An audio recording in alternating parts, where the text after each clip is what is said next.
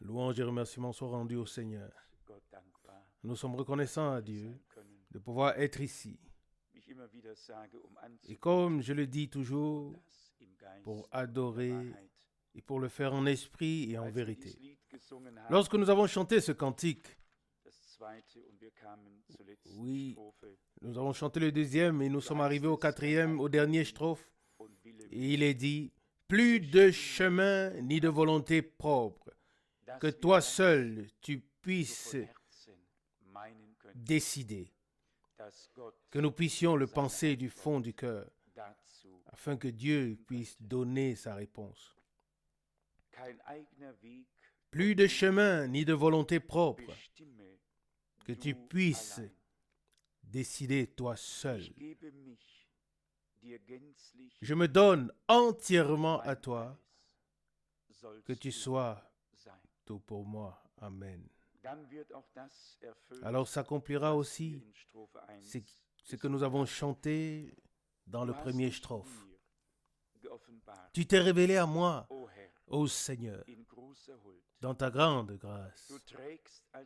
En tant que berger, tu me portes si tendrement, avec une patience aimante.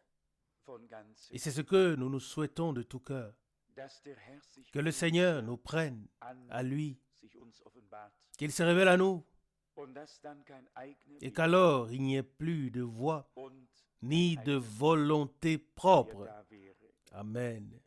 Mais que, comme notre Sauveur lui-même l'a exprimé dans sa supplication, et pouvait dire, non pas ma volonté, mais que ta volonté soit faite. Et en tant que fils de Dieu, il est un modèle pour nous en cela. Je sais qu'il s'agit de deux choses différentes. Oui, parler de la volonté de Dieu d'un côté ou de la mettre réellement en pratique d'un autre côté. Si nous sommes véritablement sincères, Dieu nous permettra d'y parvenir. J'ai de bonnes choses j'ai de bonnes nouvelles et j'ai des salutations à transmettre de la part de ceux qui ont été bénis lors de ce dernier voyage à Singapour, en Indonésie, aux Philippines et pour finir en Grèce. Partout, il y a des gens qui ont faim et qui ont soif de la justice. Et nous avons un si puissant témoignage et une parole de Dieu à apporter, à donner. Oui, un si puissant témoignage de la parole de Dieu que personne n'a pu donner pendant toutes ces générations. Et je dois dire que nous avons à nouveau pu faire l'expérience de la fidélité de Dieu. Et aussi, c'est la victoire de Dieu qui se manifeste toujours nouvellement par son esprit et sa parole. Et on remarque que là où les gens enchaînent les déclarations de Frère Branham sans les ordonner dans la Bible, cela ne va pas. Le message divin ne peut jamais être placé ou ordonné en dehors de la Bible. Ce n'est pas possible. Le témoignage de Dieu, le témoignage achevé de Dieu, ce sont les Saintes Écritures. Et le ministère de Frère Branham consistait à nous révéler le conseil divin du salut et des mystères qui y sont cachés.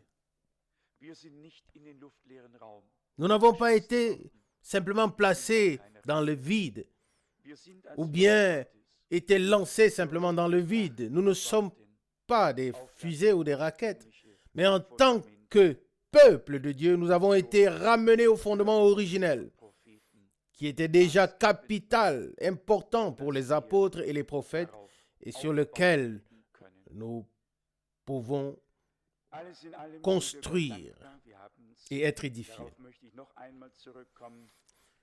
Tout compte fait, nous sommes reconnaissants à Dieu.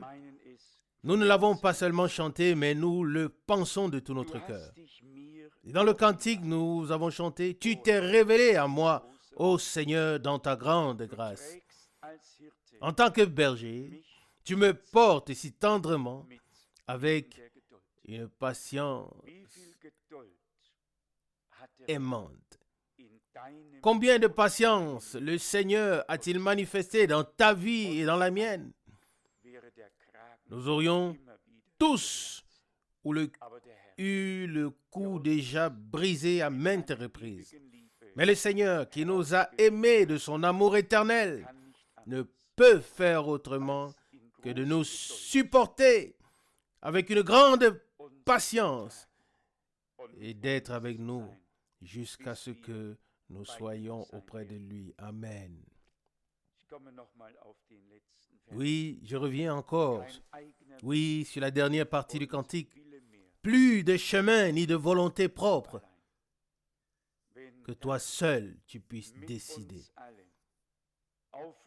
Oui, si cela peut être ainsi avec chacun de nous, oui, en toute sincérité, et cela devra être ainsi,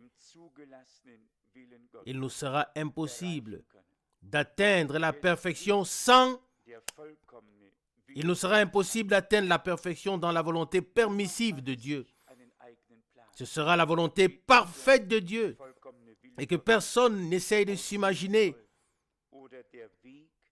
comment, à quoi ressemblera cette volonté parfaite de Dieu ou le chemin sur lequel il nous conduit. Il sera et sortira toujours différent que ce que nous concevons ou ce que nous pensons. Mais si nous portons dans nos cœurs ce désir, alors nous expérimenterons que Dieu nous conduit et est avec nous. Dans la parole d'introduction, nous avons également lu ce qu'il nous est dit ici. Dans 1 Timothée chapitre 2, nous n'adhérons pas toujours, du moins pas moi, facilement à la pensée qu'il faut prier pour les autorités. Nous préférons tout critiquer, soyons honnêtes. Nous sommes assis comme juges contre tous ceux qui occupent une fonction quelque part et qui ne font pas telle ou telle chose. Et c'est vrai, c'est peut-être même vrai, mais la Bible nous demande de prier pour eux. Et peut-être ils font des erreurs parce que nous n'avons pas suffisamment prié pour eux. En tant qu'enfants de Dieu, nous sommes le sel de la terre. Nous sommes la lumière du monde. Et si nous lisons attentivement dans 2 Thessaloniciens, il est dit qu'il faut premièrement que ce qui retient l'impie soit retiré. Et alors l'impie se manifestera ouvertement. 2 Thessaloniciens chapitre 2, verset 7. En tant qu'enfants de Dieu, ayant reçu l'Esprit de Dieu, nous sommes ceux qui le retient. Sinon, le jugement de Dieu aurait déjà commencé depuis longtemps. Ici, Paul écrit à son collaborateur Timothée, dans 1 Timothée chapitre 2, verset 1, la parole d'introduction. « J'exhorte donc tout d'abord à faire des prières, des supplications, des requêtes et des actions de grâce pour tous les hommes. » Qui le fait? Qui le fait? Il ne suffit pas, oui, que nous puissions les juger, puis que peut-être nous puissions les mépriser, peut-être parce qu'ils prennent le chemin large. Mais l'amour divin du Sauveur doit nous saisir une fois de plus et nous devons avoir de la compassion pour les hommes qui n'ont pas encore reconnu et expérimenté Dieu et le salut. Ainsi, il nous est demandé de faire des prières, des supplications, des requêtes et d'actions de grâce pour tous les hommes. Verset 2, pour les rois, pour toutes les autorités, afin que nous puissions mener une vie calme et tranquille, en toute piété et honnêteté. Amen. Oui, prenons-le donc à cœur. Peut-être qu'alors, nous nous porterons mieux. Je ne crois pas qu'il existe une parole de Dieu qui, si nous l'accomplissions, que cette parole n'entraîne pas la bénédiction correspondante. Amen. Chaque parole de Dieu a sa raison d'être et apportera certainement une bénédiction. Verset 3. 1 Timothée 2, verset 3. Cela est bon et agréable devant Dieu, notre Sauveur, qui veut que tous les hommes soient sauvés et parviennent à la connaissance de la vérité. Oui, telle est la volonté de Dieu. Oui.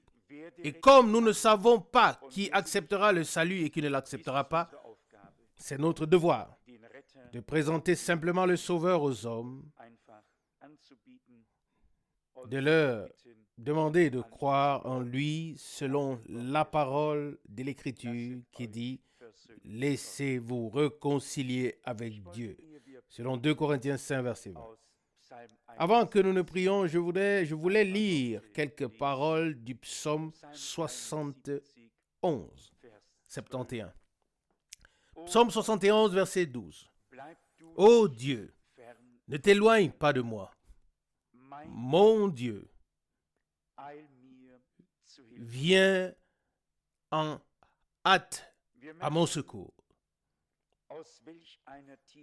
Nous remarquons de quelle profondeur cette parole a été prononcée. Ô Dieu,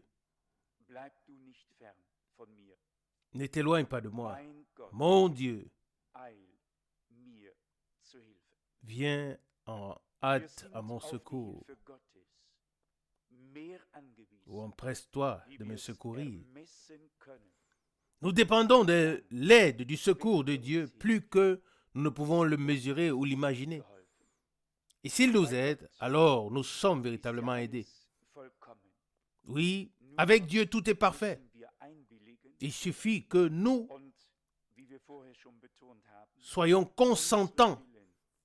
Et comme nous l'avons déjà souligné, que nous puissions introduire notre volonté dans la sienne.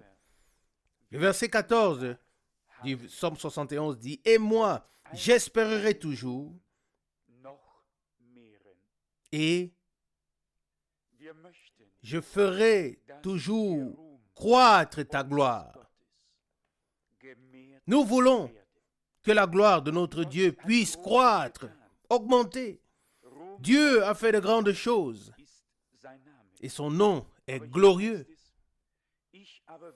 Mais ici, il est dit au verset 14, « Et moi, j'espérerai toujours et je ferai croître ta gloire. »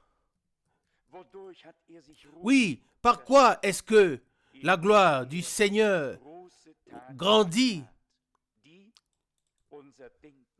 Par quoi s'est-il fait connaître? En faisant de grandes choses qui dépassent notre pensée, plus que nous ne pouvons demander et penser. Oui, il reprend le verset 14. « Et moi, j'espérerai toujours, et je ferai augmenter ou croître ta gloire. » Amen. Que nous aussi, nous ayons le désir de ne pas vivre pour nous-mêmes et selon la parole de l'Écriture qui dit que celui qui veut se glorifie dans le Seigneur et de ce qu'il est miséricordieux. Paul écrit, ne vous glorifiez donc pas dans les hommes. 1 Corinthiens 3, verset 21. Qui est Apollos? Qui suis-je? Et qui sont les autres? Christ doit être tout en nous. Il reprend le verset 14. Et moi, j'espérerai toujours et je ferai croître ta gloire. Que Dieu nous donne, que Dieu nous le donne, que nous soyons, oui, et sachions que Dieu doit être glorifié, que sa gloire puisse croître, que sa parole soit confirmée et que ses promesses soient accomplies. Nous savons tous que toute prophétie s'accomplira d'elle-même, mais pas dans l'Église. Dans l'Église, La foi doit être là avant que Dieu ne puisse accomplir les promesses. Dans le monde entier, toutes les promesses de Dieu ou que Dieu a données dans sa parole se réalisent sans l'intervention d'un homme.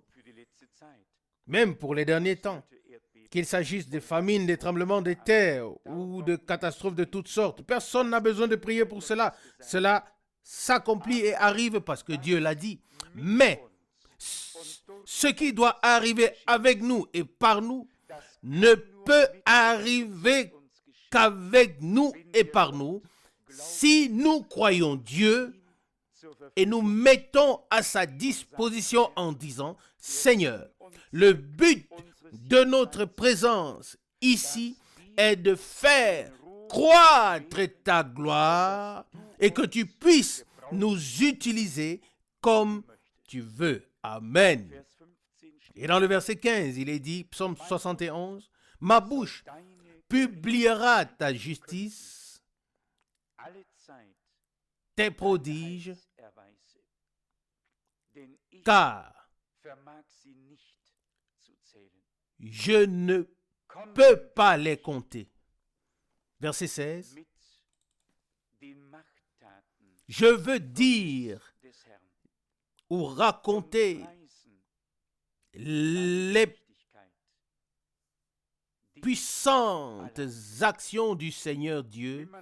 Je veux célébrer ta justice à toi seul.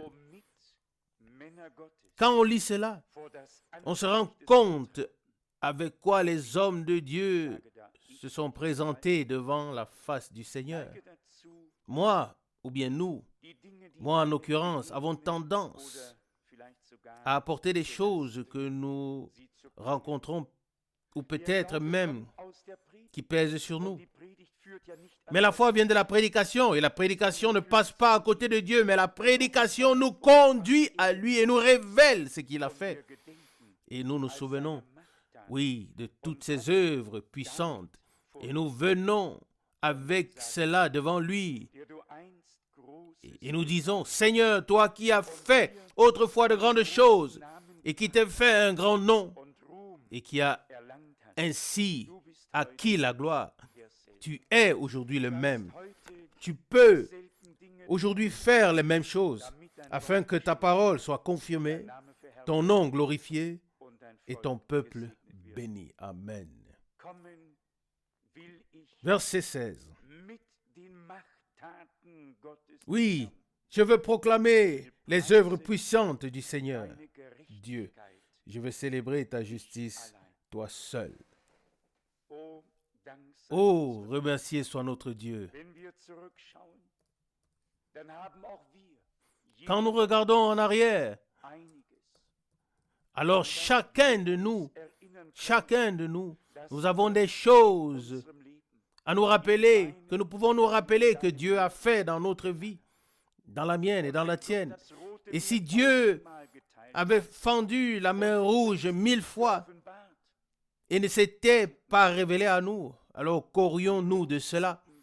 Mais les grandes œuvres de Dieu doivent nous fortifier dans la foi, doivent nous faire savoir ce qu'il a fait. Amen. Mais pas seulement ça. Nous devons savoir qu'il a fait de grandes choses en nous. Amen. Je veux proclamer les œuvres puissantes du Seigneur Dieu. Je veux célébrer ta justice, toi seul. Amen. Oh, quelle reconnaissance monte dans nos cœurs vers Dieu. Nous pouvons faire une liste de ce que Dieu a fait. Comment il a conduit, guidé, ouvert les portes, frayé des chemins, appelé des hommes à sortir des ténèbres. Comment il s'est révélé à eux, ainsi qu'à toi et à moi. Dans le verset 17, il est dit, « Ô Dieu, tu m'as instruit dès ma jeunesse. » Amen. Et jusqu'ici, j'ai annoncé, proclamé tes merveilles, gloire à Dieu. N'est-ce pas là quelque chose de glorieux?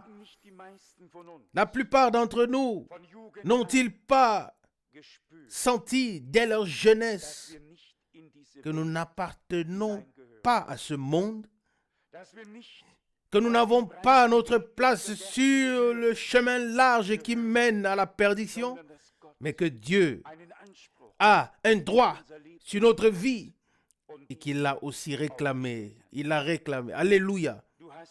Il reprend le verset 17. Oh Dieu, tu m'as instruit dès ma jeunesse.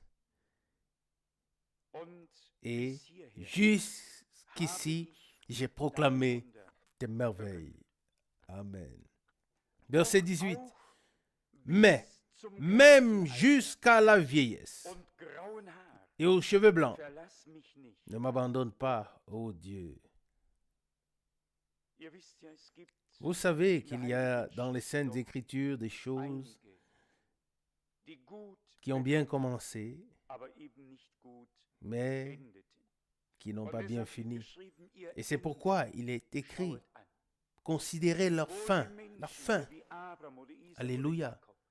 Heureux l'homme qui, comme Abraham, comme Isaac, comme Jacob, lorsque quelque peu il pouvait s'appuyer sur son bâton, même si les yeux étaient déjà affaiblis, il pouvait croiser les bras et bénir en disant, le Seigneur a été mon berger toute ma vie.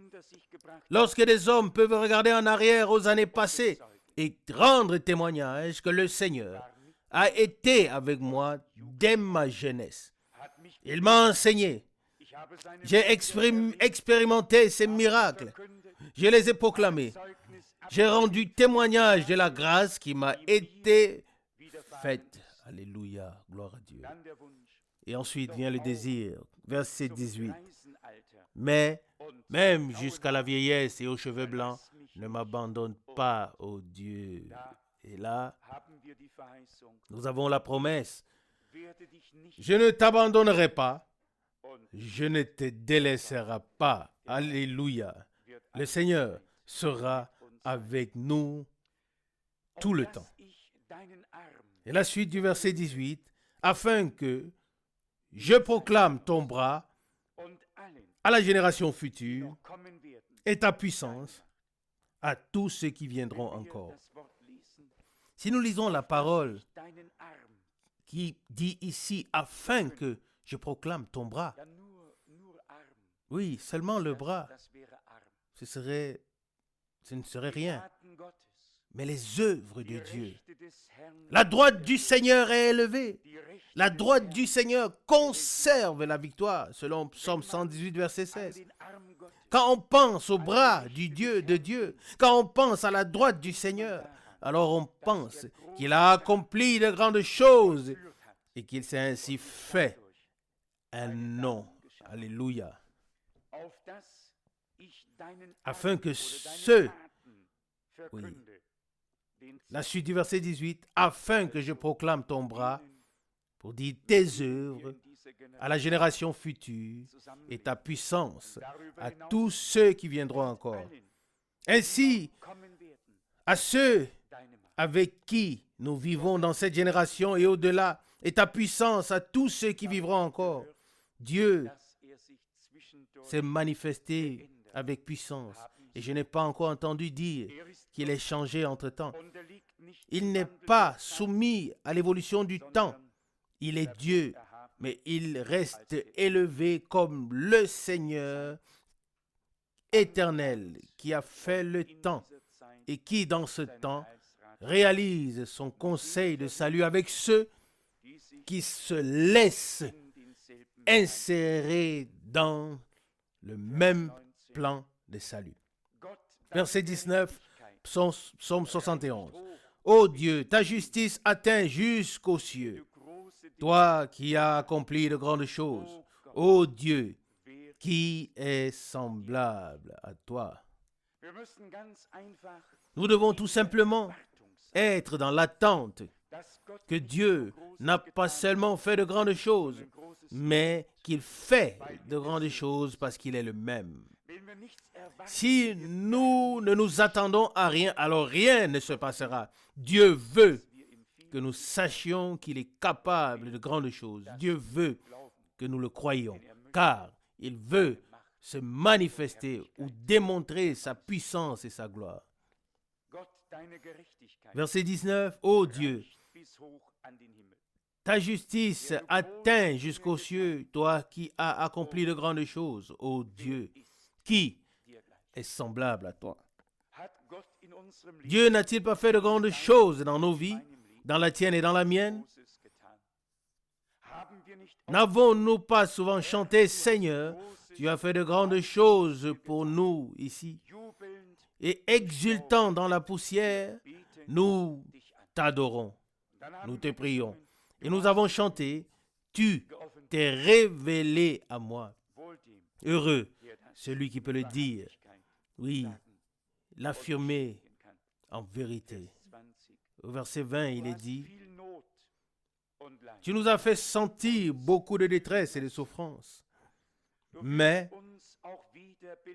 tu nous donneras, tu nous rendras la vie, tu nous feras remonter des profondeurs de la terre. Combien de fois l'avons-nous dit? Les croyants ne sont pas seuls parce que le Seigneur a promis d'être avec nous, selon Matthieu 28, 20. Mais si les vagues de la mer grondent et s'élèvent, nous sommes en sécurité. Nous ne pouvons pas sombrer. Le Seigneur a pris place sur le bateau de notre vie. Alléluia. Il est avec nous. Et c'est lui qui peut commander toute tempête. Mais peut-être pas avant que nous ne disions, Seigneur, aide-nous. Nous sommes en train de couler. Et je suis sûr que les disciples ont tout essayé de faire. Ils ont tout essayé ce qui était à leur pouvoir pour maîtriser la situation. Ce n'est qu'après l'échec de toute leur action et de tout ce qu'ils ont essayé de faire, ils sont alors venus au Seigneur et ils ont dit, Seigneur, nous périssons. Et le Seigneur se lève et prononce la parole. Et cela s'accomplit. Alléluia. Ce n'est que lorsque nous aurons tout essayé, ce n'est que lorsque nous avons tout essayé que nous n'avons pas réussi, que nous semblons venir au Seigneur. Mais alors, il peut aider comme aucun autre. Il peut sauver de toute détresse et peut changer toute situation comme nous ne l'aurions jamais pu le faire. Vous pouvez le croire. Pierre, un tel vieux pécheur de profession qui s'y connaissait en toutes circonstances, même par tout temps. Quand de tels experts, quand de tels spécialistes arrivent à dire, Seigneur, tu ne vois pas que nous sommes en train de couler? Et nous alors, en tant que, je nous appelle peut-être des spécialistes dans le royaume de Dieu, nous des spécialistes du message du temps de la fin, nous pourrons nous considérer ainsi. Alors nous devons arriver à voir que ce que nous faisons ici et là ne suffit pas. Nous avons besoin du Seigneur. Et si nous l'invoquons, il est proche. Il voit notre détresse et notre misère. Et il nous aide. Et je le répète, Pierre et ses amis étaient des vrais pécheurs. Des vrais experts. Mais leur sagesse, leur savoir-faire était arrivé aux limites. Et ils sont venus au Seigneur. Et il les a aidés. Oui, il en sera de même pour nous tous, que nous soyons des experts ou non. Chacun essaye, premièrement, lui-même de maîtriser le navire d'une manière ou d'une autre. Mais la tempête ne se calme pas, mais elle s'aggrave. Et puis soudain, nous nous rendons compte que soit nous invoquons le Seigneur, soit nous coulons. Nous n'avons plus d'autre choix. Et alors nous crions vers le Seigneur. Et il nous aide dans notre détresse. Alléluia. Verset 20. Tu nous as fait sentir beaucoup de détresse et de souffrance. Ah, pas seulement il nous l'a fait sentir, mais nous l'avons aussi senti. Et la suite du verset 20. Mais tu nous redonneras la vie. Tu nous rendras la vie. Tu nous feras remonter des profondeurs de la terre. Verset 28. Tu m'élèveras plus haut et tu te tourneras de nouveau vers moi avec consolation. Amen. Notre Dieu peut ou est capable de consoler les affligés, de secourir ceux qui sont dans la détresse. Il est dit quelque part, invoque-moi au jour de la détresse. Psaume 50, verset 15. Mais comme nous l'avons déjà dit, nous essayons toujours de maîtriser les choses de nous-mêmes. Et nous continuons à le faire sans nous rendre compte que nous ne sommes capables de maîtriser ni nous-mêmes, ni les circonstances qui nous entourent. Mais il y a un qui est là. Il y a un qui est maître de chaque situation de la vie, de chaque circonstance, qui est le maître de tout parce qu'il a tout créé et que tout doit lui être soumis. Alléluia. Mais si nous venons à lui, il est capable de prononcer une parole et elle s'accomplit. Ne voulons-nous pas comprendre que nous sommes dépendants de l'aide de Dieu, que nous ne pouvons absolument pas nous aider dans notre situation, que nous devons invoquer le Seigneur de toute notre âme et le prier en disant Dieu fidèle. Nous lisons dans ta parole toutes les grandes œuvres de puissance qui t'ont valu la gloire. Aujourd'hui encore, tu es le même. Ta justice, c'est elle que nous voulons louer. Et c'est ton bras, tes œuvres que nous voulons proclamer. Car tu as fait de grandes choses pour nous et pour beaucoup d'autres. Verset 21. Tu m'élèveras plus haut et tu te tourneras de nouveau vers moi avec consolation. Les hommes peuvent consoler et encore consoler.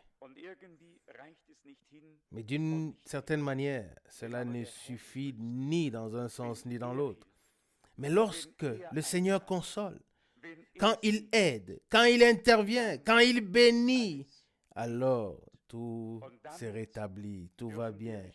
Et nous pouvons compter sur cela. Nous ne comptons pas sur notre capacité, car nous avons compris depuis longtemps que nous ne pouvons pas nous aider nous-mêmes ni aider les autres. Nous avons besoin de l'aide de notre Dieu et il nous l'a promise. Et nous croyons que sa droite est encore élevée aujourd'hui et qu'il peut donner la victoire. Nous donner la victoire, nous qui sommes son peuple. Puisse ces paroles nous donner un nouveau courage pour nous approcher du Seigneur, pour lui faire confiance, pour dire, Seigneur, voici ma vie.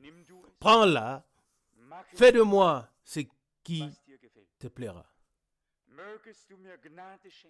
Seigneur, que tu puisses m'accorder la grâce de penser correctement, de parler correctement, d'agir correctement, de marcher correctement.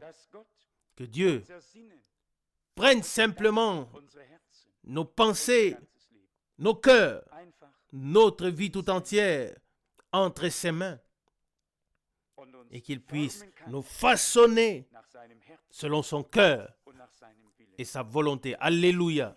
Oui, c'est ce que je me souhaite à moi et c'est ce que je nous souhaite à nous tous de tout cœur. Amen. Levons-nous pour la prière. Père Céleste, De tout cœur, nous te disons merci ensemble pour les cantiques, pour les paroles qui ont été lues et méditées. Nous te disons merci de nous avoir parlé directement. Nous te remercions de ce que nous avons reçu ton discours, cru, et c'est pourquoi nous verrons tes merveilles, tes grandes œuvres, et ta droite est élevée. Fidèle Seigneur, de même que Pierre et tous les spécialistes ont dû reconnaître que leur capacité était à bout, qu'ils devraient t'invoquer, de même, nous devons reconnaître que nos capacités sont à bout. Alléluia. Nous t'invoquons, Seigneur, fidèle. Viens, ordonne, prononce une parole puissante afin que les circonstances, toutes les tempêtes, que tout s'apaise. Amen. Et que tu puisses continuer à avancer avec nous. Seigneur, nous te remercions de nous avoir fortifiés. Ensemble, nous te prions aussi pour tous les malades, pour les lettres que je tiens ici dans ma Bible dans la main, pour toutes les personnes qui sont dans le besoin. Pour ces personnes, nous t'implorons, Seigneur.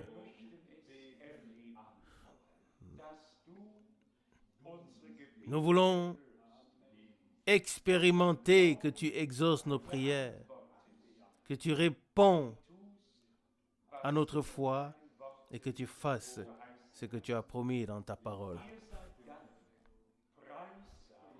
À toi soit le remerciement, la louange, l'honneur et l'adoration.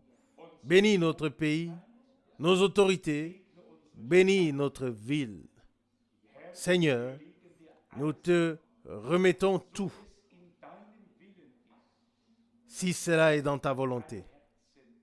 Si tu veux diriger tous les cœurs afin que ta parole et que ton offre de grâce puisse encore une fois, une dernière fois, parvenir, oui, parvenir à tout le monde pour un témoignage et pour le salut, ou pour accomplir ce que tu veux. Fais-nous connaître tes voies et donne-nous la force d'y marcher dans l'obéissance de la foi, afin que tu puisses révéler et manifester ta pleine bénédiction. Seigneur, nous te prions de faire de nous des hommes qui marchent dans tes voies, des hommes en qui tu trouves ton bon plaisir, afin que tu puisses confirmer ta parole. Bien-aimé Seigneur, à toi soit la louange, la gloire et l'honneur dans toute éternité. Alléluia. Amen.